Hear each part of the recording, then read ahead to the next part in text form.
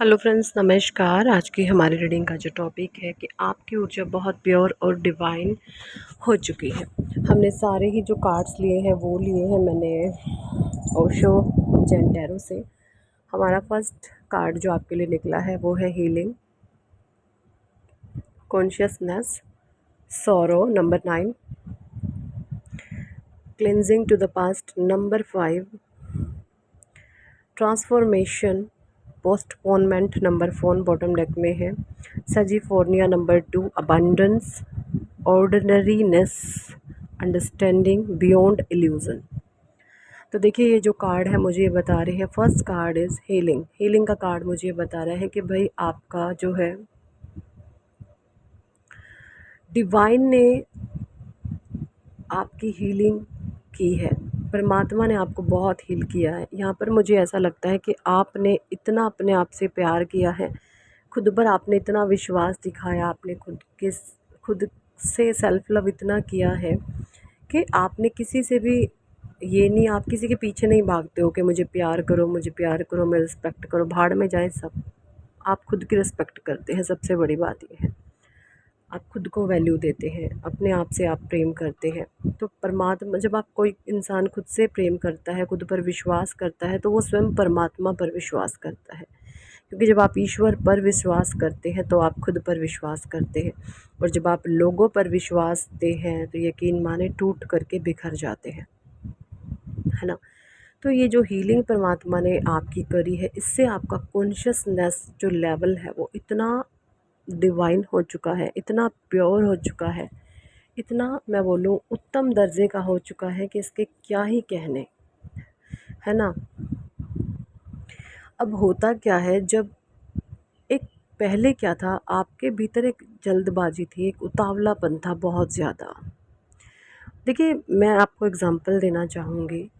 जब अब अभी हाल फिलहाल में भी हिमाचल प्रदेश में बहुत बाढ़ आई है। आपने बाढ़ के पानी को बहते हुए देखा है? किस कदर बहता है बाढ़ का पानी, उसमें जो भी कुछ उसके आगे आ जाती है वो चीज़ सबको लेकर के वो पानी बह जाता है ना। उसमें सब उसके साथ बहता है, सब चीज़ों को वो बहा ले जाता है, चाहे वो अच्छाई हो, बुराई हो, गंदगी हो, घर हो, मकान हो, पेड़ हो, पौधे हो, पहाड़ हो, जंगल हो, जो मर्जी उसके सामने आए, वो पानी जब उसमें ठहराव नहीं होता, सब चीज़ों को बहा ले जाता है। वहीं अगर आपने एक शांत नदी को अगर बहते देखा है, बिल्कुल शांत प्रवाह से अगर कोई नदी बह रही है,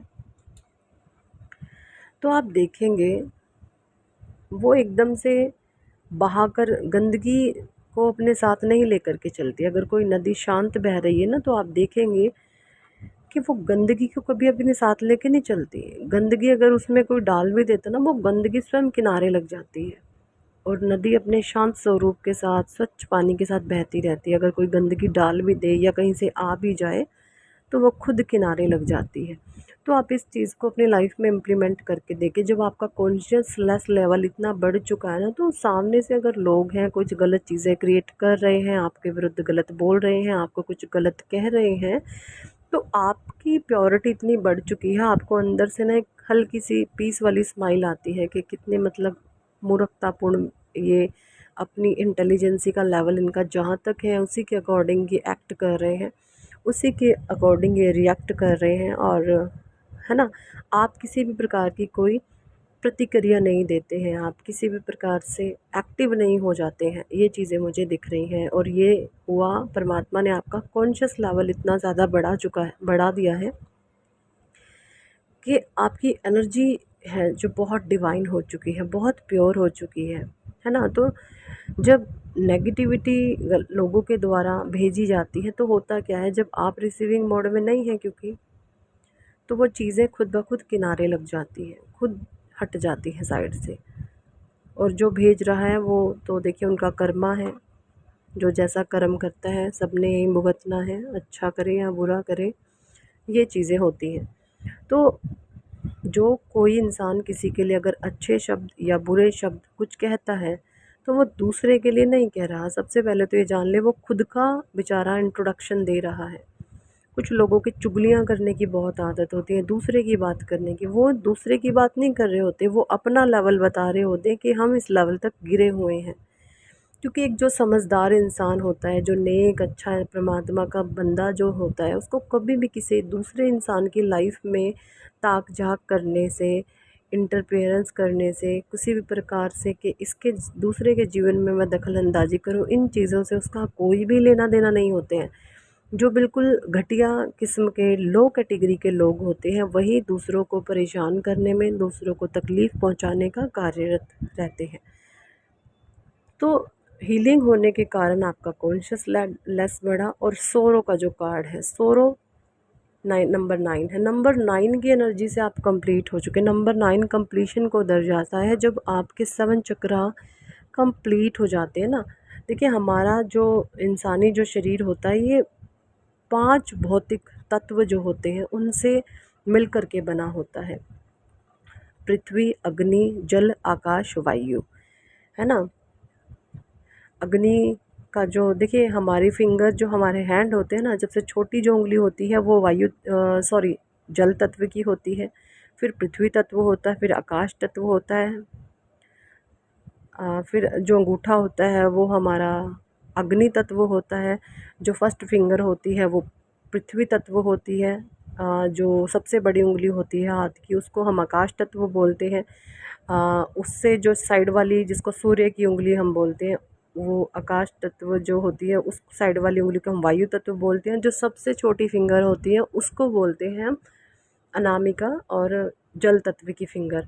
अगर आप अपने इन पांचों तत्वों को बैलेंस करना चाहते हैं ना, तो मेडिटेशन के दौरान आप क्या करें, अपने दोनों हाथों को ध्यान में, मेडिटेशन जब आप करते हैं, इनके फर्स्ट जो पोर है, अपने फिंगर्स का फर्स्ट पोर है, दोनों हाथों के फर्स्ट फोर को आपस में मिला लें। इससे क्या होगी, जो आपकी बॉडी में इम्बैलेंसिंग है, पंच तत्व जो आपके, प्रॉब्लम ही लाइफ में तब क्रिएट होती है जब हमारे ये पंच तत्व इम्बैलेंस हो जाते हैं।